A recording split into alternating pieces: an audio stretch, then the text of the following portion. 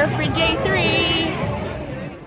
On day 3, it was HBCU day, and the attendance broke the records. The day was all about Court 17 and the continued player retirements. Court 17 was the place to be for the American fan. Tied for my favorite match of the day was Taylor Townsend defeating Beatrice Haddad-Meyer. Bea, who had dealt with the American crowd when she played Sloane Stephens in round 1, handled the atmosphere well, but Taylor played a phenomenal match to win in straight sets. Up next was Chris Eubanks, who I thought had it in the bag after I watched the first 3 games. So I hopped over to Louis Armstrong, where Darius Saville was putting together a great underdog showing until Iga closed it out in 2. Of course, we all know I was wrong about Chris Eubanks. He lost in 4 to Benjamin Bonzi. A quick lunch break took me to the outside courts, where I watched Marajan and Manarino and a bit of Cerundolo and Vesely. Then it was time for the main attraction, the blockbuster of the day, Thiem versus Shelton, and what a first set it was. Unfortunately, Thiem, who looked awful, retired after the first game of the second set. Court 17 was calling me back, and I spent the rest of my night watching Tommy Paul claw back from a 2-set deficit to beat an inspired Roman Safulin. Tomorrow should bring some great matches. Andy Murray versus Grigor Dimitrov, Daria Kasatkina versus Sofia Kenin, Gael Monfils versus Andrei Rublev, Jack Draper versus Urkach, the battle of the Italians with Sinner versus Sonego, the battle of the talls with Jarry versus Mickelson, and on and on and on.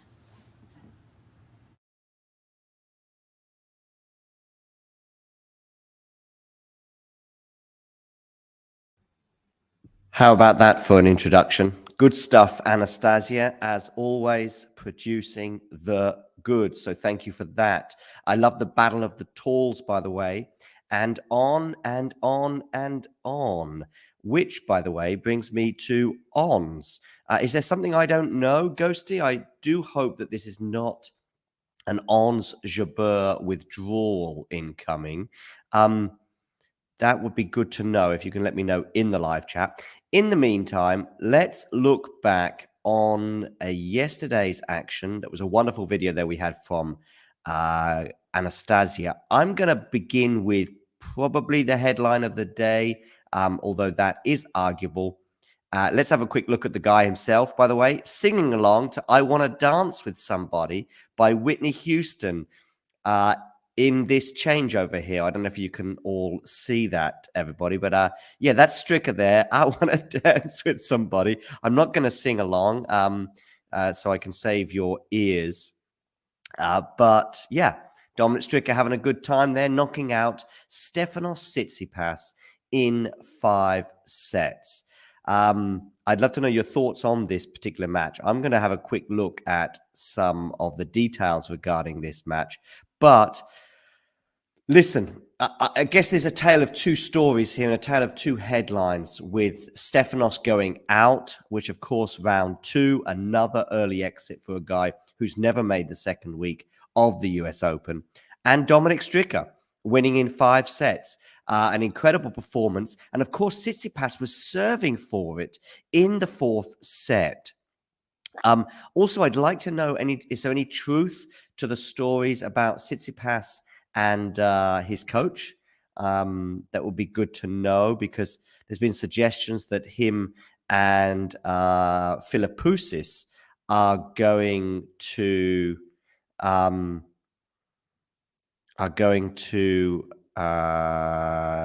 part company, which just seems extremely chaotic. Something here about Tsitsipas as well signing autographs. Well, I do think we need to correct this. He doesn't sign autographs. He hands out pre-written autographs on postcards, which I think is one of the lamest things I'm aware of in tennis. Kids are standing there all day maybe for hours, maybe for weeks, maybe for months, and they love this interaction with the player. It's an interaction. And part of the interaction is taking their pen, taking their phone, signing the autograph and handing that back to them, and maybe even having some kind of other interaction as well. Handing out a postcard with your face on it and name is not just lame, but is almost a David Brent-esque. If you are familiar with the British comedic character David Brent, who actually himself does actually hand out postcards, much like this. So there we go. Maybe that's what Stefanos Tsitsipas is handing out as he heads around the crowd. Anyway, he's heading home. I have got a poll running regarding Tsitsipas and his likelihood of winning a slam, so please get voting in that. I think it's too close to call. Hi, KC. Nice to have you on board. Also, let me know about Ons Jabeur. I saw that Ghosty was suggesting that she has flu. Would be good to know her health. Indeed, Ghosty, indeed. You can't beat a bit of David Brent. So maybe that is Stefanos Tsitsipas's autographs being handed out to the crowd. So Stricker rolls on. Let's have a quick look at some of the other results yesterday. I will address any questions you have. Taylor Fritz winning in straight sets. Tomljanovic, unfortunately, pulling out of her match with Rybakina. That's a real shame for a player that's obviously played just one match all year, and that was her first round here. Let's head over to Louis Armstrong for a match that Anastasia touched on. Dominic Thiem, Ben Shelton, which I think many of us were looking forward to as a kind of blockbuster for the day. But sadly, well, the first set did live up to those expectations. Every time I looked up at my screen, there was a picture of Ben Shelton jogging around the court, which is pretty cool, which is Ben Shelton-esque. It's his thing. It's his gig. It's his showing, and we all love that. But Dominic Thiem was bringing it too. In fact, Thiem went up an early break and I think was leading 4-2 before Shelton breaks back and they go into a tiebreaker. Some epic points, some lobs and tweeners and showstoppers and unbelievable stuff that unfortunately was curtailed at the beginning of the second set because Thiem, as we saw in the video that that was produced by Anastasia, was keeled over and unfortunately wasn't able to continue. A real pity for Dominic there because that was lining up to be the blockbuster that we had all hoped for.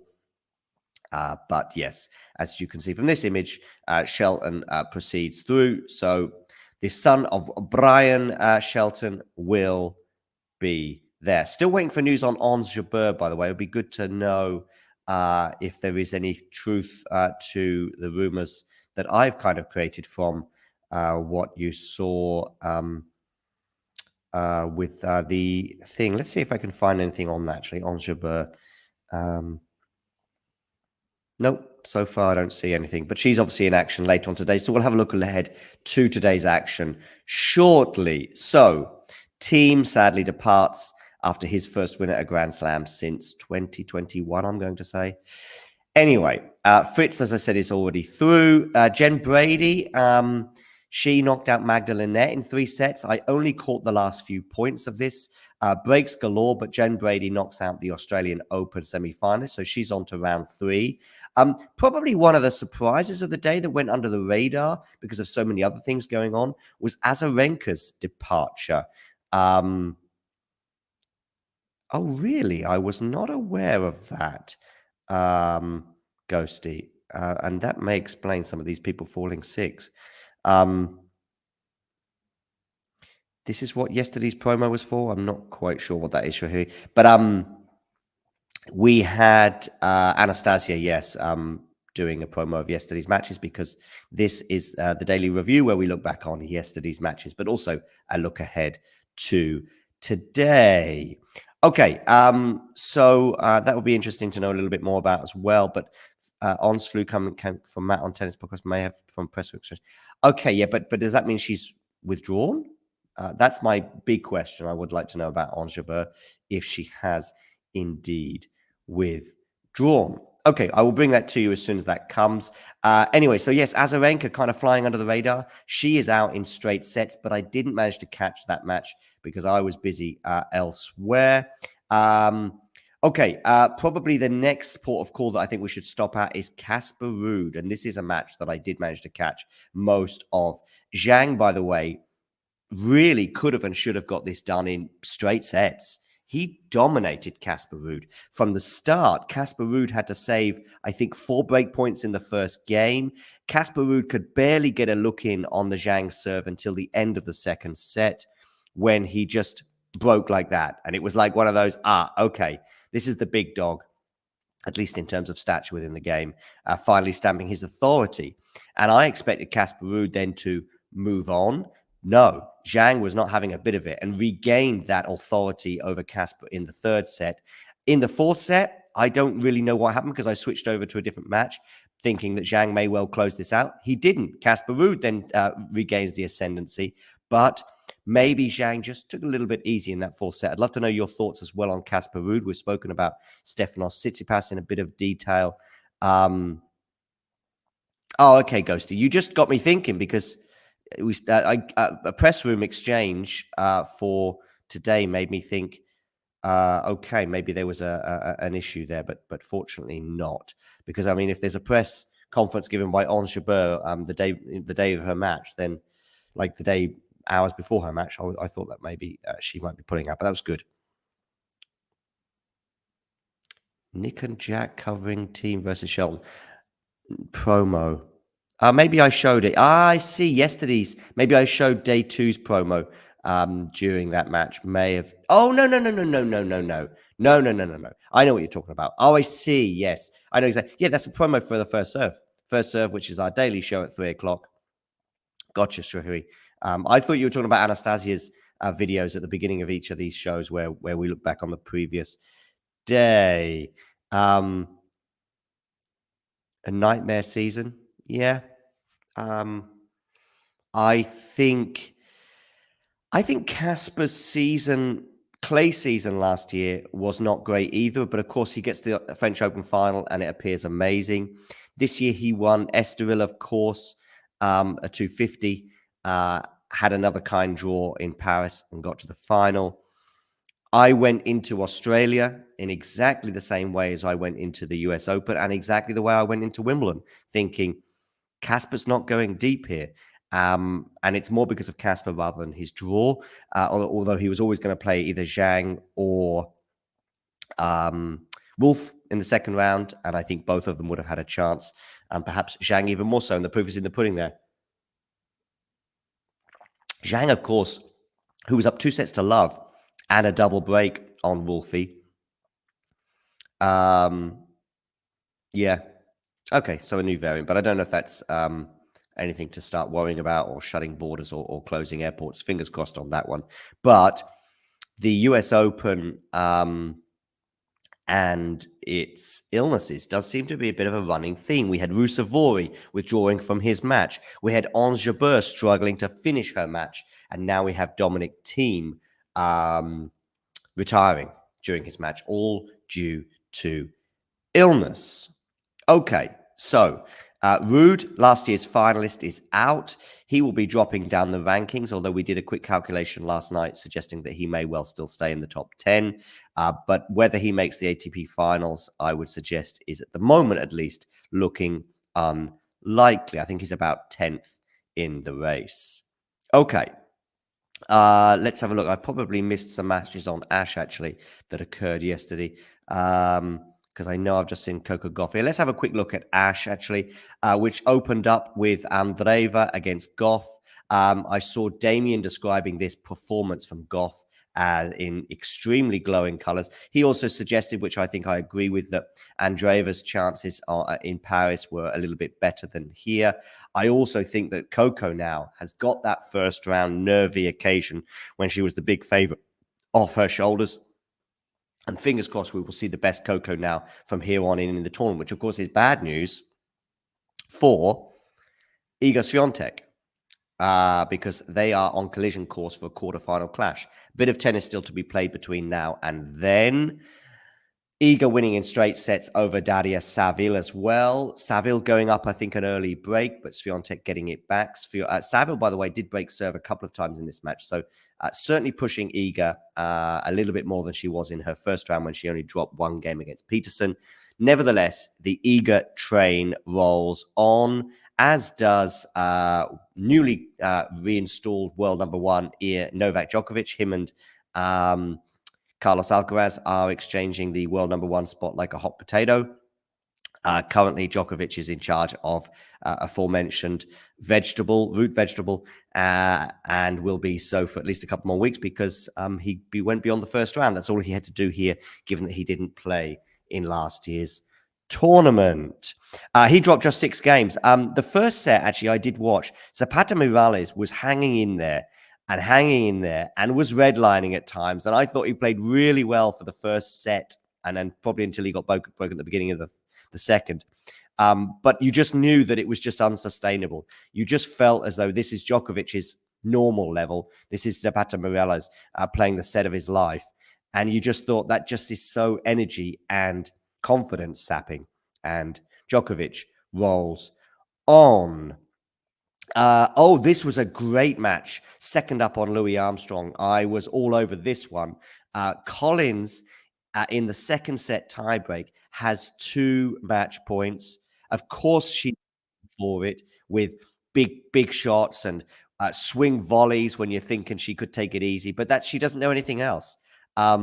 So yeah, unfortunately, she couldn't take advantage of those 2 match points, and you did fear for her at the beginning of the third, especially when Mertens got the early break. And by the way, one big thing as well I want to say, Mertens' defense in that tiebreak was insane. Oh, okay. So he elected to receive yesterday. I wonder if that's because it was a day match rather than a night match. I wonder if that may have had any thinking. I mean, he rarely plays in the daytime. Certainly in Australia, I don't remember the last day match he played there, excluding sort of finals that start at 4 p.m. But wonder if that had any influence on his thinking. Anyway, Daniel Collins, the Australian Open finalist of 2022, is out. Time for a sip of tea. Okay, cool. By the way, a shout out for Mario's mother, who is celebrating her birthday today. So happy birthday, Mrs. Mario's mother. I asked Mario if he would like to come on the show today. He went, yeah, sure. And then he went, oh, I forgot. It's my mother's birthday. So tennis and mother competing for the attention of Mario. Understandably. Anyway, the attention of Daniel Collins now will be reverting to the doubles. I think she's in doubles, actually. In fact, I think she played doubles yesterday as well. Let me know in the live chat if I'm getting that wrong. Anyway, back to the scores. Wozniacki in a night match on Ash. I watched a bit of this in the first set as they exchanged serves, but they were exchanging serves in a kind of funny manner in that Kvitova would go up a break, then Wozniacki would get 2 breaks in a row and would go up a break, and so on and so forth, until Wozniacki, being Wozniacki, just snuffed out that first set and did something similar in the second. So she rolls on. Kvitova, I predicted her to beat Wozniacki, although I think I was in the minority there, is out, and her pursuit for a first Grand Slam continues. Oakley Dokley. Tiafoe threw in straight sets. Didn't see any of that, but really no surprise, losing just 7 games to Offner. I think we've covered all the games or the matches on Louis Armstrong, perhaps with the exception of Taylor Fritz, who did a similar demolition job to what Tiafoe did over on Ash, to Varillas. Again, no shock there, just losing 5 games. We've already done Casper's departure and how good Zhang was. I did see a comment, by the way, in the chat about Zhang. Yes, indeed. Let me just have a quick look. I saw a comment, I think it was from Ghosty, about Zhang and maybe Damien. Oh, is there one here? Yeah, just ones to watch. They've got the potential to go highs. Interesting, Sidan. By the way, make sure you hit the like button. And I can see one or two new names, such as Sidan Guru. Great name, by the way. Do you mind if I call you Guru? Let me know on the if you prefer Sidan or Guru, but I quite like Guru, especially as you're predicting potential highs for Zhang and Yibing Wu of potentially getting to top 20, which would be cool. Asking, have the Chinese men arrived? I think it may be a little bit early, but we're certainly heading in that direction, as Guru explains here. So great to have you on board. And make sure you subscribe to the channel if you haven't done so already. But listen, just Zhang was just so much the better player. So much the better player that it really could have been and should have been done in straights. Okay. Srihari, do you know Sadhguru? Sadhguru. Do you know him? Wasn't aware that maybe you know each other, which is great. Bring more friends along, Srihari. Okay. Back to the scores. What's on the scores, Miss Dawes?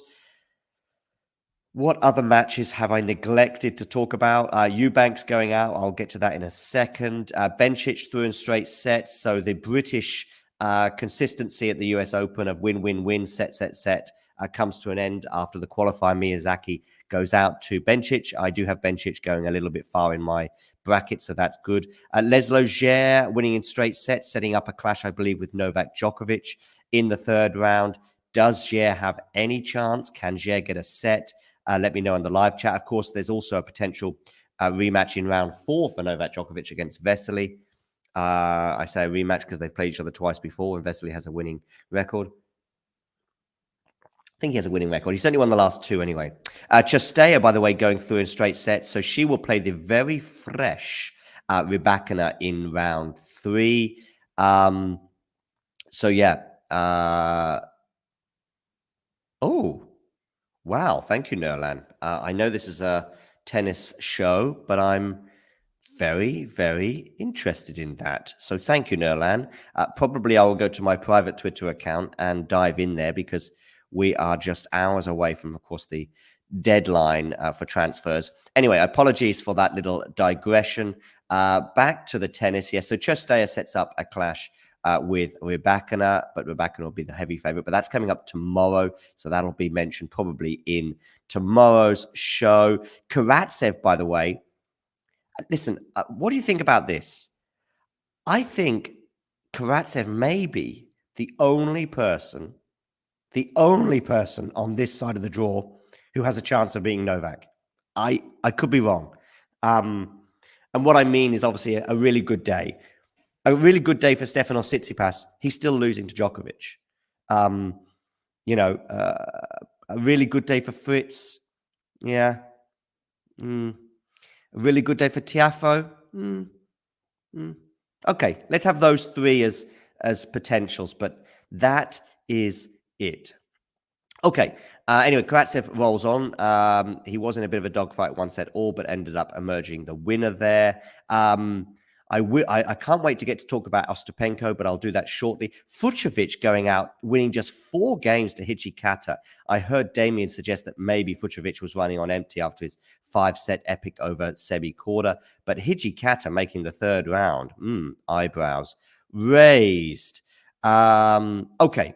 Rolling through here, Schmidlova overcoming the Spaniard Masarova. Masarova, of course, of Sakari slaying fame. Yep. Oh, okay. Cool. Shrihari jokes in chat. Lost on John. Okay, a big take. What do I mean by this? I think you just got to have an unbelievable ceiling. Even if your low is pretty low, even if your unforced error count can go pretty high, Ostapenko asterisk once again, it's a bit like, I guess, Ostapenko and Swiatek. It's just when you've just got to have a very high ceiling. We don't need consistency. We don't need, a Rublev in a rally kind of, decent forehand, but no massive weapons that aside. We don't need a Stefanos Tsitsipas, who we've seen this matchup time and time again and rarely come close. The only time I can think of in recent times was the French Open final and Paris-Bercy, but that French Open final feels like decades ago for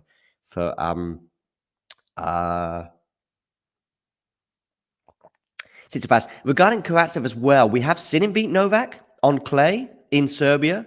And I know they did have the Australian Open semi-final that was in straight sets, but the first set was very competitive. And I thought Karatsev actually probably laid more of a glove on Novak than Medvedev in the final in that Australian Open of 2021. So that's my reasoning there. I'm not predicting before people get carried away and start tweeting out to the Twitter sphere. Nerland said there I was kidding about Calvin Phillips. Oh, Nerland, don't do that to me. Nerland, don't do that to me, please. Go back to teasing Damien. Okay, so that's my reasoning on Karatsev. But of course, at the moment, I've got Shamidlova beating Ariga Sakari conqueror Masarova in straight sets. Okay, scrolling down. Mukova, very impressive against Fresh in straight sets. I say that very impressively as though you're going, oh, John, you watched that match. No, I didn't. I'm relying on, I think Jake Davies was gushing over Mukova yesterday's performance over Fresh. Manarino Marashan, by the way. Listen, here's my very brief defense of Manarino. I enjoy watching him play. I mean, in Australia this year, I think it might have been in the United Cup or one of the warm-up events, he did one of the shots of the year. I think the year was a few seconds old or a few minutes old for many of us in Europe. And there's Manarino doing one of the most incredible shots you'll ever see in your life. The epic tiebreak he had against Rafa Nadal springs to mind, where I think he probably did blow it, but still brought the attention and the excitement there. And yesterday, the match against Marozsan, I know Elena in the chat was gushing about this. And on top of that, I saw an incredible point from Manarino yesterday where I'm just thinking, how does he get there? I love the waddle. I love the chasing waddle that he does. Just bring me more Adrian Manarino. We're going to get more of him because he's into the third round at the expense of the Hungarian Marozsan. I like Manarino. Sorry, Jane, because I know you're not a fan, but I am. Anyway, his good year continues. Would be interesting to know where Manarino is in the race compared to, say, Casper Ruud. Maybe somebody in the chat can let me know. By the way, I quite like the idea of just shortening it to Guru, but please let me know if you would rather not be called Guru. Demolition of Hurkacz in Australian Open. It's always difficult to keep up because I could be talking about various different things and then coming back. I'm just wondering who demolished Hurkacz in Australia that year. Was that Karatsev?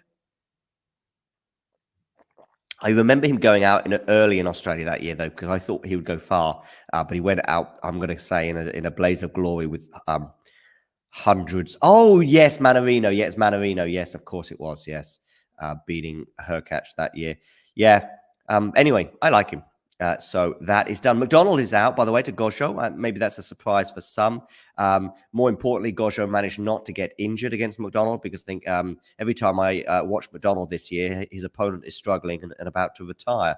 So that is that. I'm still waiting for Ostapenko and Avanesian to come up on my screen because I'm looking forward to talking about that. Juvan knocking out home favorite Lauren Davis in 3 sets.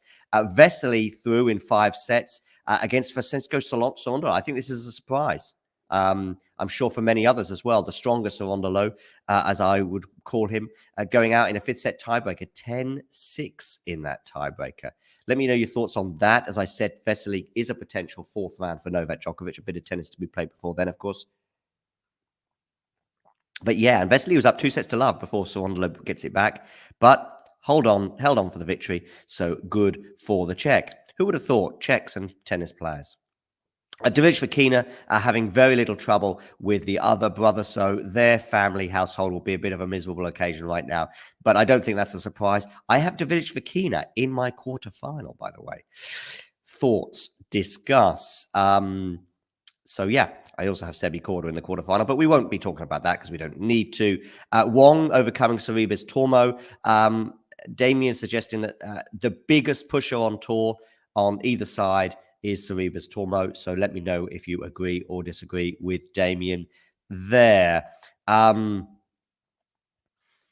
Pera overcoming Wong in 3 sets. So there we go. At least snuffing out some Chinese tennis surge there.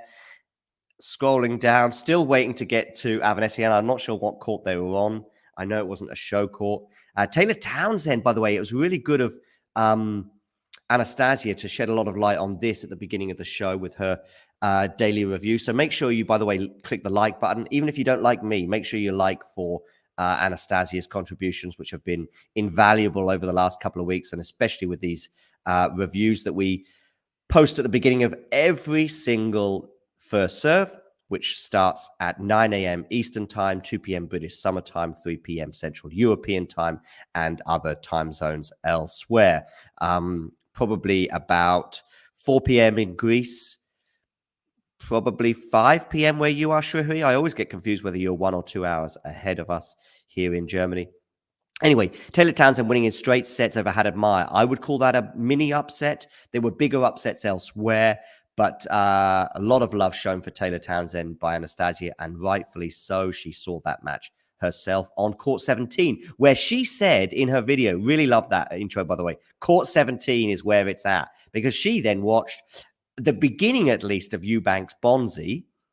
And she suggested that Eubanks got off to a good start the first 3 games, thought, okay, job done here. She flipped over to another court. I'm going to guess that was when she went over to watch Shelton Dominic Thiem. I'm not sure. Anyway, but to her surprise, Eubanks ended up letting that slip from his grasp in 4 sets. So the Wimbledon quarterfinalist, I'm going to say, is already out in the second round.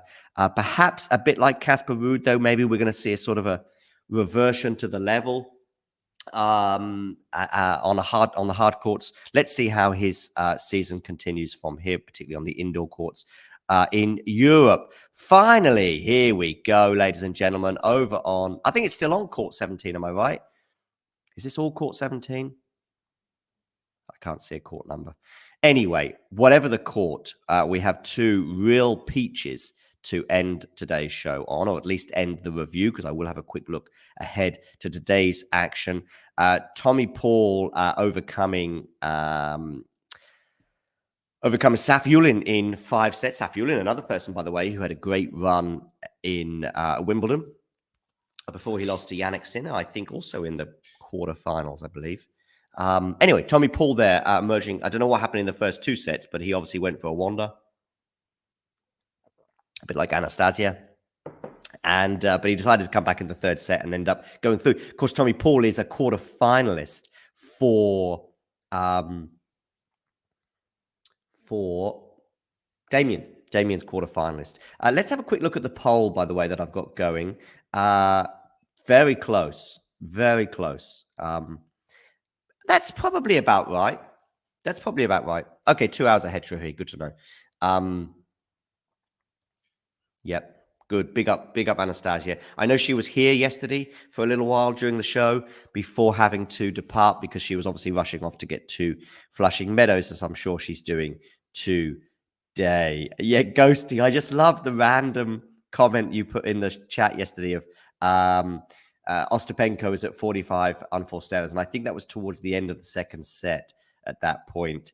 I watched most of this match, or certainly from the beginning of the 2nd set onwards. Ostapenko was 5-2 up, and of course was serving for at 5-3. Avanesian showed great guts to win 5 games in a row. It went beyond that, of course. Avanesian was bringing it at the beginning of the 3rd set. She goes up an early break, sadly had to get some foot treatment at the beginning of that 3rd set. I didn't see that really impact her, really, though, in terms of her movement. Maybe I'm wrong on that. And it would be interesting to know if she mentioned anything in her press conference afterwards. I had Avanesian going out in the 4th round to Iga.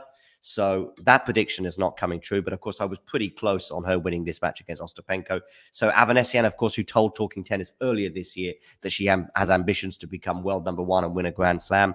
Good for her. Going to have to wait a bit longer, though, for the Grand Slam at the very least. But I do see her creeping up the rankings pretty soon. Anyway, Ostapenko rolls on, and as you suggested, over 80 unforced errors it was in the end. Wow. Yeah, me too. Yeah, yeah. Eubanks, prospect or peaked? That's a good question. Prospect or peaked?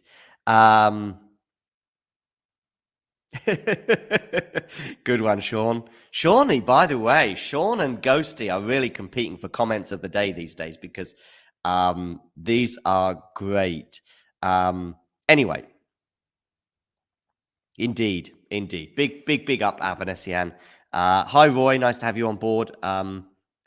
Confident predictions of how she's going to take out Swiatek. She may do. And like I said with Karatsev, it's just one of those that could happen. Whether they will or not. Will Ostapenko peek out of her brains if she plays Swiatek?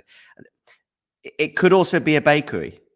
And I don't mean an Ostapenko bakery. It could also, because it could just go one of those two ways. But I don't think she'll have any fear, which I do think some players bring to the court against these big players on both the men's and the women's side, where they're kind of defeated before they even begin. I think a couple of French Open finals on the men's side, and I'm sure there's players that go up against Swiatek that are just pleased to be there. Okay, make sure you hit the like button. Make sure you subscribe to the channel if you are new. Let's have a look at today's action, shall we? Shall we have a quick look at Stefanos Tsitsipas, by the way, one more time? Let's have a quick look at Tsitsipas while I find the order of the day's play. Schedule. That's always a good button to press. So, opening up on Ash is not friend of the show, not yet anyway, Andy Murray against Grigor Dimitrov. I'm excited by that. Not everybody finds Andy's. Yeah, indeed he does, Shrehu. You missed the beginning of the show, Shrehu. So if you do get a chance, because we will be finishing soon, so you'll have an hour before the action begins, just check out the first 10 minutes. You'll get Anastasia's excellent video. And not only that, you'll get why I have just shown a picture of David Brent. Yeah. She really has, and she really likes to bring it. I'm looking forward to watching her progress in the coming years, Ghosty. That's for sure. Maybe I'm a bit biased. But anyway, also check out the interview I did with Avanesian earlier this year in Berlin. It's somewhere in the annals. If you just put Talking Tennis Avanesian, you will find it. She also follows me on Twitter. If it's a real account, it only has a few hundred followers, so could not be, might not be. I don't even know if it has a blue tick, but somebody but it also isn't weird enough to like do weird tweets or anything. So yeah, whatever, doesn't matter. What does matter is Andy Murray is up against Dimitrov first on Ash. Let me know in the live chat which way you see that going. Just give me an M or a D. M or a D. Who is winning? Not who you want to win, but who you think is winning. Next up on Ash is Wickmeyer against Madison Keys. So Madison Keys obviously continues her pursuit of her first Grand Slam title. Alcaraz and Pegula are the big draws on Ash for the night session. I don't know yet if we're going to do a show for that. Maybe Damien and I will be awake for that. Let's see. We've been pushing the boat out the last couple of days, staying up till 4 or 5 in the morning. So we will see with that one. Jodie Burrage up against Arina Sabalenka. I'm not sure if Burrage will lay a finger or even a glove on Sabalenka, but also let me know if you disagree. Sinner up against Sonego in the all-Italian clash. Svitolina Pavlyuchenkova. That's an interesting one. It's an interesting one. I do see Svitolina winning. Let's see if I can find an out there prediction. Is it out there to suggest Kenin will beat Kazatkina? Maybe not. Monfils Rublev, that's exciting. Isner's last tournament and therefore potentially last match roll of the dice continues. He's on a grandstand. What is the US Open doing? Are they that confident that Isner's going to get a match on Ash? I think Isner's first round should have been on Ash, or at least one of his first 2 rounds. Anyway, there we go. Never mind. Jabeur is also up later in the day, so she has a bit more time to recover up against Noskova. Monfils Rublev, though, I think is exciting. All German clash between Zverev and Altmaier. Matic Buskova, Wawrinka Echeverry could be fun. Could be fun. Wawrinka will fancy his chances at making the third round. Any other matches? Jari Mikkelsen could be fun. Wong Bolter. Yeah. So, by the way, here's probably a big prediction from Damien. He says that Alves is going to beat Baez. Yeah, I could see that happening. That's it, I think, from me. I'll have Dan Evans to beat Van der Zandschulp. I don't think that's a big call, bearing in mind Botic's year has been pretty horrible. Draper Hurkacz. Now, that could be an upset alert. That could be an upset alert. What have we got? I asked for M or D, and Ghosty does well with the M here. Shrihari, M or D does not mean M2675763776. Although I love the 11s and the 20s. I love it. I love it. I know you're kind of trolling there, which is good. Trolling in a good way, of course. Ghosty, I've got to go too. So fine. Let's finish, by the way, with a quick look back on yesterday's action with Anastasia's video. In the meantime, make sure you hit the like button, make sure you subscribe, and I will speak to you all very, very soon. Here for day 3. On day 3, it was HBCU day, and the attendance broke the records. The day was all about Court 17 and the continued player retirements. Court 17 was the place to be for the American fan. Tied for my favorite match of the day was Taylor Townsend defeating Beatrice Haddad-Mayer. Bea, who had dealt with the American crowd when she played Sloane Stephens in round 1, handled the atmosphere well, but Taylor played a phenomenal match to win in straight sets. Up next was Chris Eubanks, who I thought had it in the bag after I watched the first 3 games. So I hopped over to Louis Armstrong, where Darius Saville was putting together a great underdog showing until Iga closed it out in 2. Of course, we all know I was wrong about Chris Eubanks. He lost in 4 to Benjamin Bonzi.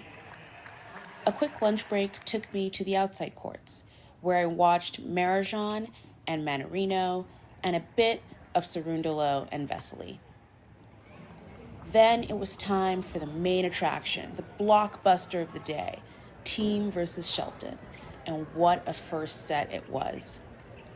Unfortunately, Thiem, who looked awful, retired after the first game of the second set. Court 17 was calling me back, and I spent the rest of my night watching Tommy Paul claw back from a 2-set deficit to beat an inspired Roman Safulin. Tomorrow should bring some great matches. Andy Murray versus Grigor Dimitrov, Daria Kasatkina versus Sofia Kenin, Gael Monfils versus Andrei Rublev, Jack Draper versus Hurkacz, the battle of the Italians with Sinner versus Sonego, the battle of the talls with Jarry versus Mikkelsen, and on and on and on. If you enjoyed this video, make sure you hit that like button. Don't forget to subscribe and click that notification bell so you don't miss out on all things tennis.